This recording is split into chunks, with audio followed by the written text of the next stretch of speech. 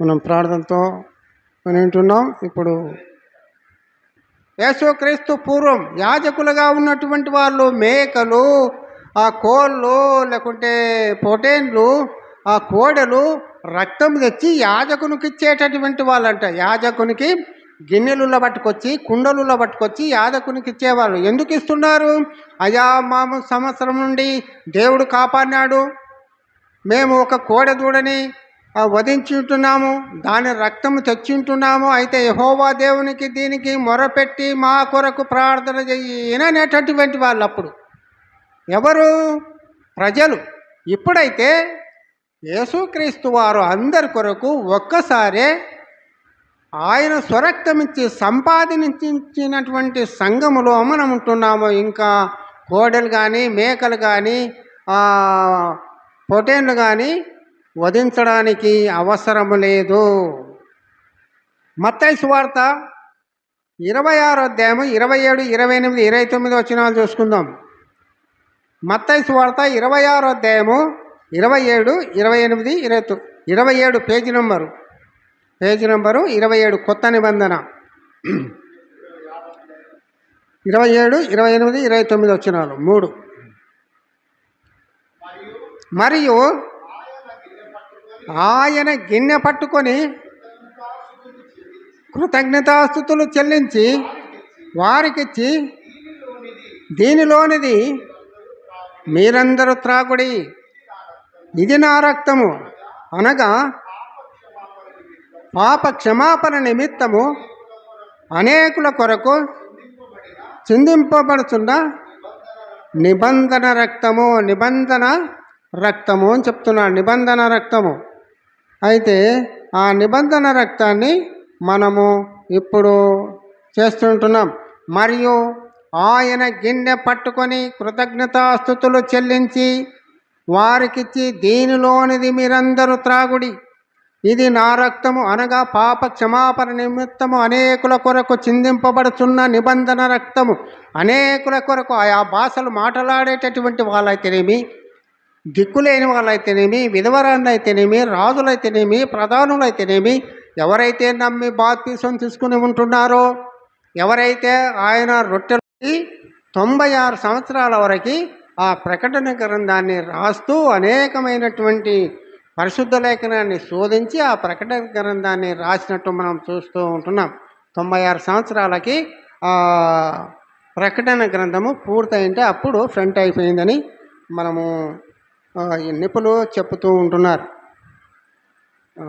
కావలివాడ, ఓ కావలివాడ, కనులు తెరిచి పొలము చూడుము, కోతకు వచ్చెను పంట కోయుము, కోతకు వచ్చెను పంట కోయుము.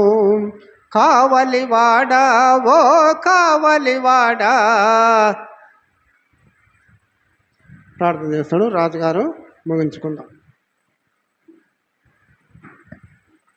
జనులను బట్టి దేవుణ్ణి స్తుతిస్తూ, ప్రియులరా, మరెన్నో సంగతులను మనకు క్రీస్తు సంఘమును గూర్చినటువంటిది, క్రీస్తు తన యొక్క స్వరక్తం ఇచ్చి సంపాదించుకొనినది అది క్రీస్తు సంఘము అని, సంఘానికి శిరస్సు క్రీస్తు అని, ఎందుకు ఆయన శిరస్సు అయ్యాడు సంఘానికి అని మనం ఆలోచన చేయగలిగితే, మరి సర్వలోక మానవాళినికి వారి యొక్క రక్షణ కొరకు, వారందరూ ఎవరు నశించకూడదన్నటువంటి నిశ్చయితతో మరి ఈ యొక్క ప్రజలు చెలవిచ్చినట్లుగా మరి మనము జాగ్రత్తగా ఆలోచన చేయగలిగితే ప్రియులరా, మరి పెద్దలు చెప్పేటటువంటి మాటగా ఇది మనము ప్రకటన 5 నుంచి 5లో ఒక గ్రంథం కనిపించటం, ఆ గ్రంథము ఆ పెద్దలు, నీవు ఆ గ్రంథమును తీసుకొని దాని ముద్రలు విప్పుటకు యోగ్యుడవు, నీవు వధింపబడిన వాడవై నీ రక్తమిచ్చి నీ రక్తమిచ్చి, క్రీస్తు తన రక్తాన్నిచ్చి ప్రతి వంశములోనూ, ఇంకా వంశాలు లేవండి, ప్రతి ఆయా భాషలు మాట్లాడు భాష వర్ణ భేదాలు లేవు, ఇంకా ప్రతి ప్రజలలోనూ ప్రతి జనములోనూ దేవుని కొరకు మనుషులను తన రక్తం ఇచ్చి కొన్నాడంట. పాపము నుండి మనల్ని పవిత్రులుగా చేయటానికి క్రీస్తు తన రక్తాన్ని ఇచ్చి కొన్నాడంట. మనం ఏదైనా ఒక పొలం కొన్నామనుకో, నేను కొన్నాననుకో, నా పేరున ఉంటుంది. ఒక ఇల్లు కొన్నా, ఒక పొలం కొన్నా, ఒక వస్తువు కొన్నా, ఏది కొన్నా, అందుకే ప్రియులారా క్రీస్తు సంఘం అనే బైబిల్లో భక్తులు అన్నారు, క్రీస్తు తన స్వరక్తం ఇచ్చి సంపాదించినది, లేక ఆయన తన రక్తం అన్నటువంటి విలువైన రక్తాన్ని ఇచ్చి కొనుకొన్నాడు, అందరినీ తన రాజ్యములోకి మరి చేర్చుకున్నాడు. అందుకే క్రీస్తు సంఘం అని పెట్టుకోవాలి. కానీ ఈరోజు అనేక క్రీస్తును పక్కకు పెట్టేసి సంఘాలు పెట్టుకొని మేమేదో సేవ చేస్తున్నామన్నటువంటి కలరింగ్ ఇస్తూ భక్తిపరులుగా చెప్పుకుంటూ నీతివంతులుగా సమాజానికి చెప్పుకుంటూ చాలామంది ప్రియులరా క్రీస్తునకు విరోధంగా, దేవునికి విరోధంగా నిలవబడి ప్రియులరా భక్తి చేస్తున్నారు. అలాంటి భక్తి ఎవరు చేసిన ప్రియులరా అది వారి ఆత్మలకు ముప్పు, అది ఆత్మలకు రక్షణ కాదు. కనుక ఆత్మలను రక్షించుకోవాలి, సత్యవాక్యములు ఏముందో తెలుసుకోవాలి.